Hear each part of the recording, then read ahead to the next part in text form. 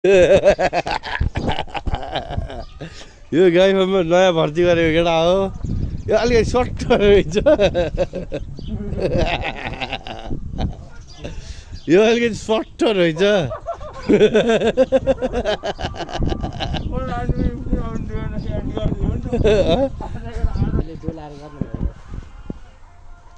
एउटा यसलाई काममा राख्ने कि नराख्ने हजुर भन्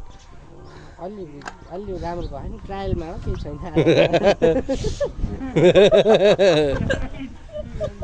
ट्रायलमा आजलाई ठिकै छ टोकेर जोस्टर के भयो अलि नेत्रु दाइको पाला कुनै पनि पाला हो त भिडियो बनाउनु भैँसीको खुट्टा काट्दैन पौराले नवीन यता भयो नि है